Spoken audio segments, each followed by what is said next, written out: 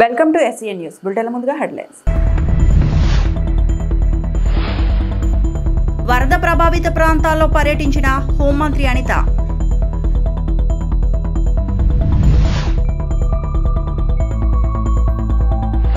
రైతుల సమస్యలపై చర్చకు రండి, మాజీ మంత్రి కాకాని గోవర్ధన్ రెడ్డి సవాల్.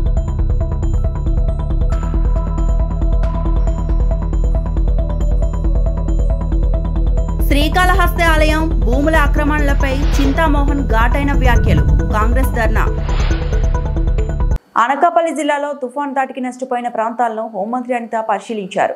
పాయకరావుపేట నియోజకవర్గంలో బంగారంపాలెంలో పర్యటించి వరద బాధితులకు నిత్యావసర సరుకులు అందజేశారు.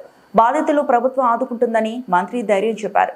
వర్షాల కారణంగా ఇల్లు కోల్పోయిన వారికి పక్కా ఇల్లు నిర్మిస్తామని హామీ ఇచ్చారు. రాంబిల్లి మండలం రజాల వైలవ సమీపంలో శారదా నదికి గండిపడిన ప్రాంతాన్ని అనిత పరిశీలించారు. అక్కడికి ద్విచక్ర వాహనంపై చేరుకున్న ఆమె మరమ్మతు పనులను సమీక్షించారు. మనకి అనకాపల్లి జిల్లాకి సంబంధించి ఈ శారదా నది ప్రవాహిక ప్రాంతం మనందరికీ కూడా తెలిసిందే. ఎప్పటి నుంచో శారదా నది ఎప్పుడైనా మనకి వరద వచ్చింది అంటే ఒక పక్క వర్షాల వల్ల అట్ ద సేమ్ టైం మనకి అల్లూరు సీతారామరాజు జిల్లాలోని ఏదైనా వర్షం పడినా క్యాచ్మెంట్ ఏరియా అక్కడ నుంచి కూడా ఈ శారదా నదికి వరద ముప్పు అనేది ఎక్కువగా వస్తుంది. ఈ రోజు మనకి చూస్తే ఇక్కడ రాంబెల్లి మండలం రాజాల అగ్రహారం ఈ గ్రామానికి సంబంధించి, అదేవిధంగా అటువైపు చూస్తే మాకు పాయకరావుపేట నియోజకవర్గం ఎస్రాయవరం ఆ మండలాలు, వీటన్నిటికీ సంబంధించి ఈ రోజు మాక్సిమం బండి అంతా కూడా నేను చెక్ చేసుకుంటూ వచ్చాము. బండి మీద నుంచి మేము కూడా ఎమ్మెల్యే గారు బండి మీద కూడా తీసుకొచ్చారు. అదంతా కూడా చూసుకొని వచ్చాము. ఈ బండి అనేది వీక్ అయ్యి ఇక్కడ బ్రీచ్ అనేది జరిగింది. ఈ బ్రీచ్ ఏదైతే అంటే ఈ బ్రీచ్ ఇక్కడ జరగడానికి చాలా బ్రీచెస్ దాటుకుని అంటే ఎక్కడొకటి బ్రీచ్ పడకుండా చూసుకునే బాధ్యత ఇక్కడ జిల్లా యంత్రాంగం చేసినందుకు ప్రత్యేకంగా నేను జిల్లా యంత్రాంగాన్ని నేను అభినందిస్తున్నాను. ఎందుకంటే ఇక్కడ కాకుండా ఇంక ఎక్కడ పడినా కూడా ఇప్పుడు మన వీరందరూ కూడా సుమారుగా కొత్తూరు, నారాయణపురం, అదేవిధంగా గణపవరం, సోమలింగరాజపాలెం ఇవన్నీ ఏరియాస్ ని కూడా ప్రొటెక్ట్ చేసుకుంటూ మాక్సిమం బండి స్ట్రెంథెన్ చేసుకుంటూ ప్రొటెక్ట్ చేసుకుంటూ వచ్చారు. Unfortunately at the same time fortunately జన ఆవాసాలు కాకుండా పొలాలు ఉన్న చోట ఇక్కడ బ్రీచ్ పడింది. దీన్ని కూడా ఇమీడియట్ గా రిస్టోర్ చేసే కార్యక్రమానికి జిల్లా యంత్రాంగం, కలెక్టర్ గారు, అదేవిధంగా ఎస్పీ గారు, లోకల్ మన ఎమ్మెల్యే గారు విజయ్ కుమార్ గారు వీళ్ళందరూ కూడా ప్రత్యేకంగా దీని మీద దృష్టి పెట్టి సుమారుగా నాకు తెలిసి 2 రోజులు నిద్రాహారాలు మారి జనాల మీదకి నీరు వెళ్లకుండా చూసుకునే బాధ్యత తీసుకునేందుకు నియోజకవర్గ ఎమ్మెల్యే గారికి సహకరించిన ప్రజలకి, జిల్లా యంత్రాంగానికి కూడా నేను అభినందిస్తున్నా. ఈ రోజు ఇక్కడికి వచ్చి చూసిన తర్వాత సుమారుగా ఇక్కడ మనకి చూస్తే కేవలం ఈ రాజాల అగ్రహారం దగ్గర జరిగిన బ్రీచ్ వల్ల దగ్గర 400 ఎకరాలు ఇక్కడ ఈ రోజు పంట నష్టం కూడా జరిగింది. ఆ ప్రాణ నష్టం జరగకుండా కూడా నిన్ననే NDRF, SDRF, పోలీస్ డిపార్ట్మెంట్ కలిపి ఒక 4గురిని రెస్క్యూ కూడా చేసి ఇక్కడ కాపాడడం కూడా జరిగింది. ప్రత్యేకంగా బ్రీచ్ జరిగిన చోట కూడా నేను ఇల్లు చూసి వచ్చాను. ఇమీడియట్ గా అదంతా కూడా రీస్టోర్ చేయాలంటే కొంచెం వాటర్ రిసీడ్ అవ్వాలి.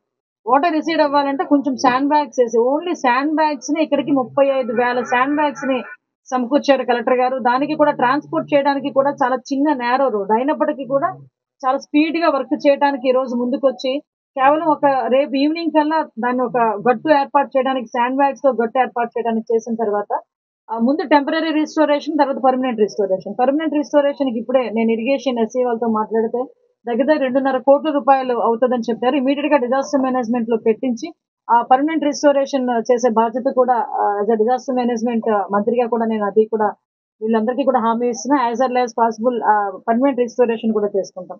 ఇప్పుడు మనం చూస్తే మాక్సిమం మోంతా తుఫానికి సంబంధించి మనం ముందస్తు చర్యలు తీసుకోవటం వల్ల ప్రాణ నష్టం అనేది జిల్లాలో 0. ఎక్కడా కూడా ఎవరు ప్రాణాలతో కోల్పోయారనే పరిస్థితి మనకు కనిపించలేదు. కేవలం చూసుకుంటే 2,000 హెక్టార్లలోని పంట నష్టం జరిగింది, అగ్రికల్చర్ ల్యాండ్. 100 హెక్టార్లలోని హార్టికల్చర్ ల్యాండ్ మనకి కొంచెం డ్యామేజ్ జరిగింది. ఎన్డీఏ కూటమిగా ఎక్కడెక్కడైతే ప్రాబ్లం జరుగుతుంది అని అనుకున్నామో ఆ ఏరియాస్ కి ముందుగానే ఎలక్ట్రికల్ పోల్స్, ట్రాన్స్ఫార్మర్లు అన్ని కూడా మేము అక్కడ పోల్స్ పడిపోయినా కూడా ఇమీడియట్ గా రిస్టోర్ చేసుకుని ప్రజలకు ఎక్కడ కూడా కరెంట్ కష్టాలు లేకుండా చూసుకునే బాధ్యత కూడా జిల్లా యంత్రాంగం చూసుకుంది. పోలీస్ డిపార్ట్మెంట్, నేవల్ వాళ్ళని, రెవెన్యూ డిపార్ట్మెంట్ ని, ఫైర్ డిపార్ట్మెంట్ వాళ్ళందరినీ కూడా ప్రత్యేకంగా నేను అభినందిస్తున్నా. ఎస్పెషల్లీ ఇరిగేషన్ డిపార్ట్మెంట్ వాళ్ళు ఒక పక్క నుంచి బండ్ స్ట్రెంథనింగ్స్ నుంచి వాళ్ళు పనిచేస్తే, ఒక పక్క నుంచి పంచాయతీరాజ్ డిపార్ట్మెంట్ వాళ్ళు వాళ్ళ శానిటేషన్ విషయంలో కానీ, RWS డిపార్ట్మెంట్ వాళ్ళు ఆ డ్రింకింగ్ వాటర్ విషయంలో కంటామినేషన్ ఏమీ జరగకుండా క్లోరినేషన్ చేసుకుంటూ ఇబ్బంది లేకుండా హెల్త్ కన్సర్న్ కూడా ఆలోచించుకొని హెల్త్ డిపార్ట్మెంట్ వాళ్ళందరూ కూడా మంచిగా పనిచేశారు. గ్రామాల్లో ప్రజలకు అందరికీ కూడా అందుబాటులో ఉన్నారు. మంత్రి అచ్చెన్నాయుడు మాజీ మంత్రి కాకాని గోవర్ధన్ రెడ్డి సవాల్ విసిరారు. వైఎస్ఆర్సీపీ ప్రభుత్వ హయాంలో జరిగిన అభివృద్ధిపై చర్చకు సిద్ధమా అని సవాల్ చేశారు. అలాగే రైతుల సమస్యలపై చర్చించేందుకు చంద్రబాబు అచ్చెన్నాయుడు సిద్ధమా అని ప్రశ్నించారు. మాజీ మంత్రి కాకాని గోవర్ధన్ రెడ్డి మీడియాతో మాట్లాడుతూ వైఎస్ఆర్సీపీ హయాంలో ఆర్బీకే వ్యవస్థ ద్వారా రైతులకు వైఎస్ జగన్ అండగా నిలిచారు. వైఎస్ జగన్ తెచ్చిన వ్యవస్థను చంద్రబాబు కుట్రపూరితంగా నిర్వీర్యం చేశారు. చంద్రబాబు మాటలను నమ్మి ప్రజలు రైతులు మోసపోయారు. కూటమి నేతల తీరు చూసి ప్రజలు చీకొడుతున్నారు. వైఎస్ఆర్సీపీ ప్రభుత్వ హయాంలో జరిగిన అభివృద్ధిపై చర్చకు సిద్ధం. అసెంబ్లీ సాక్షిగా కూటమి ఎమ్మెల్యేలు మంత్రులే విమర్శలు చేసుకుంటున్నారు. రైతుల సమస్యలపై చర్చించేందుకు చంద్రబాబు అచ్చెన్నాయుడు సిద్ధమా అని సవాల్ విసిరారు. ఈ రోజు ఏ రోజు జగన్మోహన్ రెడ్డి గారు అయితే ఈ సమీక్ష పెట్టాడో దాని మీద ఒక పాజిటివ్నెస్ ఏదైతే రైతుల్లో క్రియేట్ అయిందో జగన్మోహన్ రెడ్డి గారు మన గురించి ఆలోచన చేశాడు. అధికారం ఉన్నా లేకపోయినా ఇటువంటి వ్యక్తి మనకు అవసరం అనేటువంటి భావం కలుగుతున్నటువంటి నేపథ్యంలో దాన్ని జీర్ణించుకోలేక తట్టుకోలేక ఈ రోజు జగన్మోహన్ రెడ్డి గారి మీద రకరకాలైనటువంటి మాటలు మాట్లాడడానికి దిగజారిపోవడం అనేటువంటిది దురదృష్టకరమైనటువంటి విషయం. లాస్ట్ కి ఏమంటారు, మోతా తుఫాను చంద్రబాబు ముందు మోకరిల్లిందని చెప్పన్నారు. అంటే ఇది మాట్లాడడానికి కనీసం మీకు సిగ్గు, లజ్జ, ఇంగిత జ్ఞానం అనేటువంటిది ఉంటే ఎవరన్నా మన ముఖాన చూసి నవ్వుతారేమో అనేటువంటి కనీసమైనటువంటి ఇది ఉంటే ఇటువంటి దుర్మార్గమైనటువంటి మాటలు కాకుండా ఒక వీధి రౌడీలాగా వ్యవసాయ శాఖ మంత్రి అచ్చెన్నాయుడు చూసుకున్నావా నీ ప్రతాపం ఏందో నా ప్రతాపం ఏందో అని చెప్పి మాట్లాడాడు. దాని మీద ట్వీట్ చేశాడు ఏమని, మేము బహిరంగ చర్చకు ఎక్కడైనా ఎప్పుడైనా సిద్ధంగా ఉన్నాము అని. వెంటనే వైఎస్ఆర్ కాంగ్రెస్ పార్టీ ప్రతి ట్వీట్ చేశాం, రీట్వీట్ చేశాం. ఏమని, మేము నువ్వు కోరిన విధంగా నీ సవాలుని అచ్చెన్నాయుడు సవాలని స్వీకరించి బహిరంగ చర్చకు మేము సిద్ధంగా ఉన్నాం. ఎక్కడ మాట్లాడదాం, ఏ ఛానల్లో నీకు ఇష్టం వచ్చినటువంటి ఛానల్లో మాట్లాడదాం. పాపం అచ్చెన్నాయుడికి పాత సామెత గుర్తుకొచ్చింది, కుక్క కాటుకు చెప్పు దెబ్బ అన్నట్టుగా. ఒరే మనం ట్వీట్ పెట్టామే, వాళ్ళు మరలా మనకి దానికి సరైనటువంటి సమాధానం చెప్పారే, కాబట్టి ఏమో మాట్లాడాలా, మనం ప్రజల ముందు మాట్లాడాలంటే మనకు వాయిస్ లేదు, ప్రజలు మనల్ని మామూలుగా చేతులతో కాళ్ళతో కొడితే పర్వాలేదు, మిగతా ఇతర వస్తువులతో కొట్టే పరిస్థితి ఏర్పడింది. కాబట్టి ఆయన అన్నాడు, వెంటనే నువ్వే కూసావు, నీ నోటుతో కూసావు, అచ్చెన్నాయుడు నోటుతో మాట్లాడి ట్వీట్ పెట్టావు, ఎక్కడైనా సరే మేము సిద్ధంగా ఉన్నామని. మేము సిద్ధం అని చెప్పి తెలియజేసామని తోక ముడిచి పారిపోయి ఈరోజు దాని మీద అసెంబ్లీకి రండి చర్చిద్దామన్నాను. అసలు మీకు మాట్లాడడానికి సిగ్గు బుద్ధి ఉందా? చంద్రబాబు నాయుడికి సంబంధించినటువంటి మీ మంత్రులు కూడా అటువంటి వాళ్ళు, మీకు చేత కానటువంటి వాళ్ళు, ధైర్యం లేనటువంటి వాళ్ళు, దమ్ము లేనటువంటి వాళ్ళు, చావ లేనటువంటి వాళ్ళు. మీరు ఎందుకు అసలు మామూలుగా ఛాలెంజర్కి పిలిచి తోక ముడిచి పారిపోతారు? ప్రజలు మరింత పాల్సన కావడం లేదా? ఇది మీకు అసహ్యం. శ్రీకాళహస్తి నియోజకవర్గం రాజీవ్ నగర్ లో నెలకొన్న సమస్యలను పరిష్కరించాలని డిమాండ్ చేస్తూ శనివారం ఉదయం కేంద్ర మాజీ మంత్రి కాంగ్రెస్ పార్టీ సీనియర్ నాయకులు చింతామోహన్ ఆధ్వర్యంలో కాంగ్రెస్ శ్రేణులు రాజీవ్ నగర్ లో ధర్నా నిర్వహించారు. ఈ సందర్భంగా కేంద్ర మాజీ మంత్రి కాంగ్రెస్ పార్టీ సీనియర్ నాయకులు చింతామోహన్ ప్రజలను ఉద్దేశించి ప్రసంగించారు. మేము అధికారంలో ఉన్నప్పుడు కాంగ్రెస్ పార్టీ 2007లో 100 ఎకరాల భూములు నిరుపేదలకు ఇవ్వడం జరిగిందన్నారు. ఒక్కొక్కరికి 2-2.5 సెంట్లు చొప్పున 7,500 మందికి నిజాయితీగా ఇచ్చామన్నారు. ఇంటి స్థలాలు ఇవ్వడంతో పాటు హౌసింగ్ కార్పొరేషన్ నుంచి ఆర్థిక సాయం చేశామన్నారు. కొంతమంది ఇండ్లు కట్టుకున్నారని, మరికొంతమంది ఇండ్లు కట్టుకోలేకపోయారని చెప్పారు. 6,000 మంది ఇండ్లు కట్టుకున్నారని, రాజీవ్ నగర్ శ్రీకాళహస్తికి ఒక టౌన్షిప్ గా తయారైందని పేర్కొన్నారు. కాంగ్రెస్ ప్రభుత్వం అధికారం పోగానే ప్రాంతీయ పార్టీల అధికారంలోకి వచ్చిందన్నారు. వైసీపీ అధికారంలో ఉన్నప్పుడు కోట్ల రూపాయలు తీసుకున్నట్లు మేము వింటున్నాము. ఇది తప్పు. వైసీపీ వాళ్ళు కలెక్ట్ చేసి డబ్బు తిరిగి పేద ప్రజలకు ఇవ్వాలని డిమాండ్ చేశారు.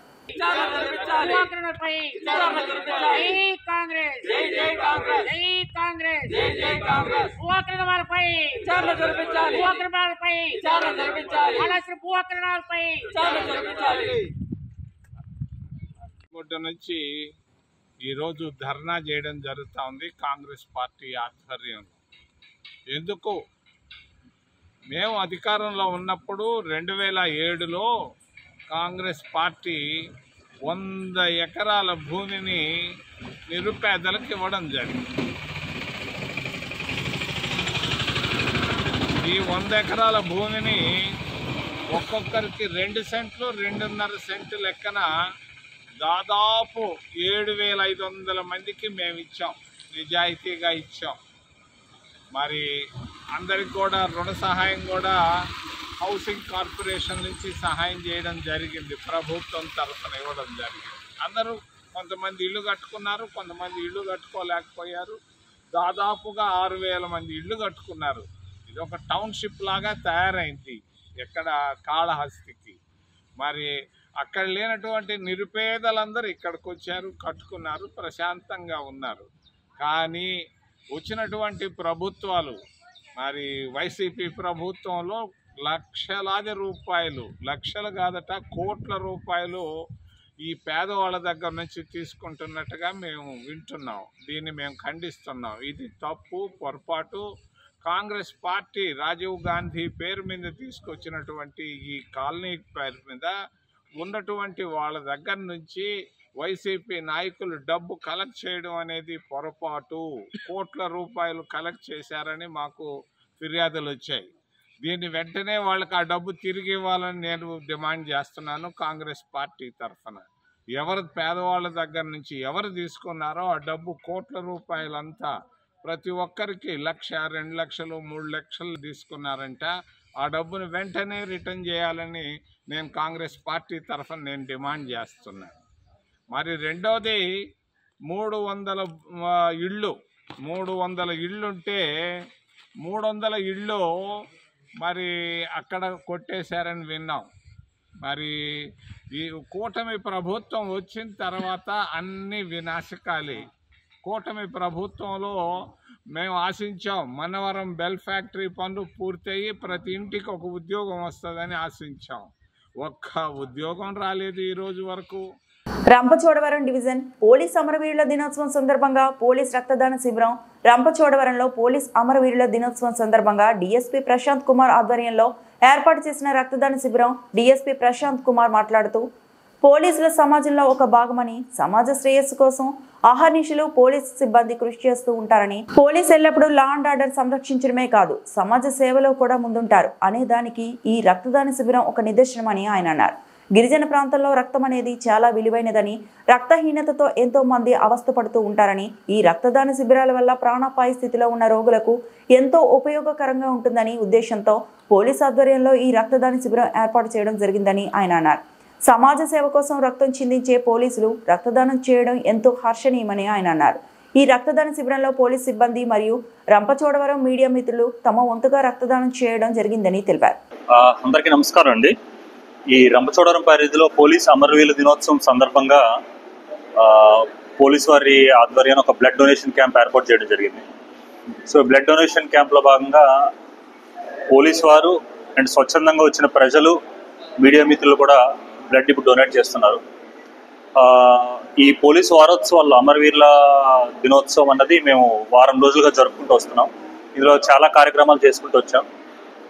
కొన్ని కార్యక్రమాలుగా నిన్న 2K రన్ పెట్టడం జరిగింది, క్యాండిల్ ర్యాలీ పెట్టడం జరిగింది, ప్లెడ్జ్ తీసుకోవడం, ఇలా చాలా కార్యక్రమాలు చేసుకుంటూ చివరిగా ఎస్ఏ కాంపిటీషన్స్ పెట్టడం జరిగింది. చివరికి ఈరోజు బ్లడ్ డొనేషన్ క్యాంప్ పెట్టడం జరిగింది. సో బ్లడ్ డొనేషన్ క్యాంప్లో పోలీసులు మేము ముందు బ్లడ్ ఇచ్చి ఆ తర్వాత ప్రజలను కూడా స్వచ్ఛందంగా బ్లడ్ ఇవ్వమని కోరడం చేస్తున్నాం. పోలీసు వారు కేవలం సమాజంలో లా అండ్ ఆర్డర్ని పరిరక్షించడం మాత్రమే కాదు, సమాజ సేవలో కూడా ముందుంటారు. ఎందుకంటే సమాజ హితం పోలీసుల హితం. సమాజంలో ఎటువంటి నీడ్ ఉన్నా కూడా, ముఖ్యంగా మన ఏజెన్సీ ఏరియాల్లో బ్లడ్ అనేది చాలా ఇంపార్టెంట్. ఎందుకంటే చాలామంది ఎనిమిక్గా ఉంటారు, రక్తహీనత ఉన్న వాళ్ళు చాలామంది ఉన్నారు, రక్తం సరిగ్గా లేక ఇబ్బందులు పడే బాలింతలు చాలామంది ఉంటారు డెలివరీ టైంలో. కాబట్టి ఈ ఏరియాలో మేము బ్లడ్ ఇవ్వడం అనేది చాలా హెల్ప్ అవుతుంది వాళ్ళందరికీ కూడా. అండ్ ఇక్కడ జరిగే యాక్సిడెంట్ సంఖ్య కొంచెం ఉంటుంది దానివల్ల కూడా. సో ఇవన్నీ దృష్టిలో పెట్టుకొని మేము బ్లడ్ ఇవ్వడమే కాకుండా ప్రజల నుంచి కూడా రక్తదానాన్ని మేము ప్రమోట్ చేయడం వల్ల ఇక్కడ ఉన్న చుట్టూ రంపచోడవరం అండ్ ఏజెన్సీ ప్రాంతాల్లో ఈ రక్త కొరత కొంతవరకు తగ్గుతుందని కూడా మేము అనుకుంటున్నాం. సో ఇందులో భాగంగానే ఈ పోలీస్ వారోత్సవాలు ఈ రోజుతో అమరవీరుల దినోత్సవం అనేది ప్రోగ్రామ్, ఈ రోజు last program with this blood donation. ఈ బ్లడ్ డొనేషన్ మీద ఉన్న చాలా మందికి ఉన్న అపోహలు ఏంటంటే బ్లడ్ డొనేషన్ ఇస్తే వీక్ అయిపోతాం, బ్లడ్ డొనేషన్ ఇస్తే ఆరోగ్యం పాడైపోతుంది అనుకుంటారు. కానీ ఇది విరుద్ధం. దీని విరుద్ధంగా బ్లడ్ డొనేషన్ ఇస్తేనే మనం ఎక్కువ ఆరోగ్యంగా ఉంటాం అన్న విషయం కూడా ప్రజలు గమనించాలి. ప్రజలు గమనించి బ్లడ్ డొనేషన్ ఇద్దాం. అండ్ ఫైనల్గా చెప్పేది ఏంటంటే సమాజంలో లా అండ్ ఆర్డర్ కోసం రక్తాన్ని చిందించే పోలీసులు సమాజ శ్రేయస్సు కోసం రక్తదానం కూడా చేస్తుంటారు. అందుకే అమరవీరుల దినోత్సవం భాగంగా చేస్తున్నాం. ఇదే కాకుండా ఎవ్రీ 4 monthsకి ఒకసారి 6 monthsకి ఒకసారి కూడా మేము బ్లడ్ డొనేషన్ క్యాంప్ పెడదాం అనుకుంటున్నాం. సంవత్సరానికి ఒకసారి మాత్రమే కాకుండా మా రంపచోడవరం పోలీస్ వారి తరపు నుంచి ప్రతి 4 months or 6 monthsకి ఒకసారి బ్లడ్ డొనేషన్ క్యాంప్ పెట్టి మళ్ళీ నెక్స్ట్ టైం కూడా మేము బ్లడ్ డొనేషన్ ఇద్దాం అనుకుంటున్నాం. Thank you so much. పశ్చిమ గోదావరి జిల్లా తాడేపల్లిగూడెంలో దివంగత నేత దేవాదాయ ధర్మాదాయ శాఖ మాజీ మంత్రి పైడికొండల మాణిక్యాలరావు జయంతి వేడుకలు ఘనంగా నిర్వహించారు. ఈ సందర్భంగా ఎస్వీఆర్ సర్కిల్ వద్ద దేవాదాయ శాఖ మాజీ మంత్రి పైడికొండల మాణిక్యాలరావు విగ్రహావిష్కరణ చేశారు. పైడికొండల మాణిక్యాలరావు విగ్రహాన్ని కేంద్ర సహాయ మంత్రి భూపతిరాజు శ్రీనివాస్ వర్మ, ప్రభుత్వ విప్ బొలిశెట్టి శ్రీనివాస్ ఆవిష్కరించారు. ఈ కార్యక్రమంలో అభిమానులు, కూటమి కార్యకర్తలు భారీగా పాల్గొన్నారు. ఈ సందర్భంగా కేంద్ర సహాయ మంత్రి భూపతిరాజు శ్రీనివాస్ వర్మ మాట్లాడుతూ, ఈ రోజు కేంద్ర మంత్రిగా ఉన్నాను అంటే పైడికొండలు మాణిక్యాలరావు ఆశీస్సుల వల్లే అన్నారు. నీకు పార్టీలో మంచి అవకాశం వస్తుందని అన్నారు. ఆయన చెప్పడమే ఈ రోజు కేంద్ర మంత్రి పదవి వరించిందన్నారు. నాకు మంచి చిరకాల మిత్రుడు అయిన విగ్రహాన్ని తాడేపల్లిగూడ ఆవిష్కరించడం నా అదృష్టం. కరోనాలో దేవుడు చిన్న చూపు చూడటం వల్ల మంచి మిత్రుడిని, నాయకుడిని కోల్పోయాం అంటూ మంత్రి భావోద్వేగానికి లోనయ్యారు. ఆయన ఆశయాలను ముందుకు తీసుకెళ్తామన్నారు. అయితే కూటమి తరపున ఎన్నికైనటువంటి శాసనసభ్యులుగా శ్రీ బొలిశెట్టి శ్రీనివాస్ గారు, అదే కూటమి నుంచి ఎన్నికైనటువంటి నేను, మేమిద్దరం కూడా మీరు శాసనసభ అయ్యారు, నేను కేంద్రంలో మంత్రి అయ్యాను, మాణిక్యాలరావు ఇద్దరికి ఆప్తుడు. మన టైంలో ఆయన విగ్రహాన్ని మనం నెలకొల్పోవాలి ఏ విధంగా అనేటువంటి ఆలోచన గత సంవత్సర కాలంగా చాలా సార్లు మాట్లాడుకున్నటువంటి సందర్భంలో చివరికి ఈ రోజున కార్యరూపం దాచడం నాకైతే చాలా ఆనందంగా ఉందనేటువంటి విషయాన్ని సభాపూర్వకంగా తెలియజేస్తున్నాను. మాట్లాడేవాడు పుత్రుల కారణంగా నీకు అవకాశం రాలేదు, నీకు భవిష్యత్తులో తప్పనిసరిగా నీకు కూడా మంచి అవకాశం వస్తుందని పదే నాతో ప్రస్తావించేటువంటి మాణిక్యాలరావు యొక్క ఎక్కడున్నా కానీ అతని యొక్క స్నేహపూర్వమైనటువంటి ఆశీస్సుల కారణంగా మాత్రమే నేను ఈ రోజు మంత్రి అయినటువంటి విషయాన్ని సభాపూర్వకంగా చెప్తూ, ఈ రకమైనటువంటి ఒక చక్కని స్నేహితుడిని నేను కోల్పోయాను కరోనా కారణం. ఆఖరికి మా బంధం ఏ విధంగా అంటే కరోనాలో కూడా హాస్పిటల్లో కలిసి వెళ్ళి పక్క రూముల్లో జాయిన్ అయ్యి ఉన్నటువంటి ఒక విషయాన్ని నా జీవితంలో నేను మర్చిపోలేను. ముందు రోజు రాత్రి మా ఇద్దరికి ఒకే కాంటాక్ట్ లో వచ్చింది, ఇద్దరు కలిపి తిరగడం అనుకోండి మా సమావేశానికి. ముందు రోజు రాత్రి మాణిక్యాలరావు గారు జాయిన్ అవుతే మర్నాడు ఉదయం నేనే జాయిన్ అయ్యా. ఇద్దరు ఎదురు రూములు విజయవాడలో. ఆయన ఐసీయూలోకి వెళ్ళే వరకు కూడా ఆయన రూము నా రూము మధ్యలో ఒక కారిడార్ మాత్రమే, అడ్డు ఒక 7 అడుగులు కారిడార్ తక్కువ. ఆ రోజు ఆయనతో పాటు నేను, శ్రీనివాస్ వర్మ గారు, సోమ వీర్రాజు గారు, అదేవిధంగా గోకరాజు గంగరాజు గారు, ఒక తమ్ముడు రాము గారు, అందరూ కూడా సమన్వయంతో చాలా మంది ఆర్ఎస్ఎస్ కార్యకర్తలు చాలా కష్టపడి పనిచేసి ఎక్కడో వివిధ ప్రాంతాల నుంచి వచ్చి కూడా ఒక యజ్ఞంగా చేసి మరి ఆయన గెలుపులో పాత్రదారులైనటువంటి ఆనాడు ఉన్నటువంటి అందరూ కూడా బోవిరెడ్డి ఆదిలక్ష్మి గారు కానీ, శ్రీనివాస్ గారు కానీ చాలా మందికి తెలియదు ఆ రోజు ఎంతమంది కష్టపడ్డారని మాకు మాత్రమే తెలుసు. మరి అలాంటి సందర్భంలో కూడా ఉండి ఆయన్ని గెలుపు కారణమైనటువంటి అందరికి కూడా పేరు పేరున ధన్యవాదాలు. ఆయన గెలిపించుకోవడం ఈ రాష్ట్ర మంత్రివర్యులుగా ప్రమాణ స్వీకారం చేశారు. చేసిన తర్వాత ఎన్నో పెను మార్పుల్ని ఈ ప్రాంతంలో తీసుకొచ్చారు. అది కూడా మీకు తెలుసు. జాతీయ స్థాయి గుర్తింపు రావడానికి ఆ రోజు నీటి కోసం ఆయనతో పాటుగా కొన్ని కష్టపడటం మాకు తెలుసు, ఎంత పోరాటం చేసామో. మాతో పాటు శ్రీనివాస్ వర్మ గారు కూడా మరి ఆయన వచ్చి సోమ వీర్రాజు గారు, శ్రీనివాస్ వర్మ గారు, వెంకయ్యనాయుడు గారు మరి అందరూ కూడా ఆ రోజు సహకారం చేశారు. మన గోకరాజు గంగరాజు గారు అందరూ కూడా సహకారం చేసి మన ఊరు నిట్టు తీసుకొచ్చిన దాంట్లో ప్రధాన పాత్ర మాణిక్యాలరావు గారు మా మిత్రులు. ఆయన విగ్రహాన్ని ఆవిష్కరించాలంటే చాలా వాళ్ళ అమ్మాయి చాలా మంది దగ్గర నాయకులు తిరగడం, ఇక్కడ కుదరదని చెప్పడం. మరి నేను ఎమ్మెల్యే అయిన వెంటనే ఇక్కడ ఈ కార్యక్రమం ఏర్పాటు చేయాలని నా దగ్గరికి వచ్చినప్పుడు నేను చేస్తానమ్మా, ఆ బాధ్యత నాది, మీరు చెప్పండి ఎక్కడ పెట్టుకోవాలో అక్కడ పెట్టుకోమని చెప్పి సెంటర్ నాకు సెలెక్ట్ చేసుకోవడం. దానికి మన మంత్రి శ్రీనివాస్ వర్మ గారితో మాట్లాడడం, కలెక్టర్ గారితో మాట్లాడడం, అందరితో కూడా మాట్లాడి ఆయన కూడా నా మిత్రుడు, మరి ఆయన విగ్రహ ఏర్పాట్లో నా కుటుంబ సమేతంగా వచ్చి నేను పాల్గొంటాను సోదరా, మీరు ఖచ్చితంగా ఈ యొక్క కార్యక్రమాన్ని దిగ్విజయంగా చేయండి, అందరినీ ఇన్వాల్వ్ చేయమని ఆయన చెప్పారు. మరి వారి కుటుంబ సభ్యులందరూ కూడా అందరూ ఆహ్వానించి ఈ కార్యక్రమాన్ని ఇంత ఘనంగా ఏర్పాటు చేయడం మరి ఎప్పుడైనా ఒక మనిషి చనిపోయిన తర్వాత మనం మంచోడు. మొందా తుఫాన్ కారణంగా ఇబ్బందులు పడిన బాధితులకు కూటమి ప్రభుత్వం అండగా ఉంటుందని తణుకు ఎమ్మెల్యే అరిమిల్లి రాధాకృష్ణ అన్నారు. శుక్రవారం తణుకు పట్టణంలో ఇరగవరం కాలనీకి చెందిన 30 మల్లికాసుల కుటుంబాలకు 10 కిలోల బియ్యంతో పాటు నిత్యావసరాలను ఎమ్మెల్యే రాధాకృష్ణ పంపిణీ చేసి మాట్లాడారు. మొందా తుఫాను ప్రభావం ఉంటుందని వాతావరణ శాఖ అధికారులు హెచ్చరికలు జారీ చేసిన నాటి నుంచి ముఖ్యమంత్రి చంద్రబాబు నాయుడు ఎప్పటికప్పుడు ప్రజలతో పాటు అధికార యంత్రాంగాన్ని అప్రమత్తం చేస్తూ ప్రాణ ఆస్తి నష్టం లేకుండా చర్యలు తీసుకున్నారని చెప్పారు. అయితే ఇటీవల తణుకు పట్టణంలో ఏర్పాటు చేసిన పునరావాస కేంద్రానికి రాలిని సుమారు 30 కుటుంబాలకు నిత్యావసరాలను అందజేయడం జరిగిందన్నారు. ఇప్పటికే పునరావాస కేంద్రంలో తలదాచుకున్న వారికి ప్రభుత్వం 3,000 చొప్పున ప్రకటించిందని గుర్తు చేశారు. తణుకు నియోజకవర్గంలో సైతం నిరంతరం అందుబాటులో ఉంటూ అధికార యంత్రాంగం కూటమి నాయకులు ఎప్పటికప్పుడు ప్రజలకు ఇబ్బందులు రాకుండా చర్యలు తీసుకున్నారని అభినందించారు. ఈ సందర్భంగా అధికారులు కూటమి శ్రేణులకు ఎమ్మెల్యే రాధాకృష్ణ అభినందించారు. ఈ కార్యక్రమంలో కూటమి నాయకులు కార్యకర్తలు పాల్గొన్నారు.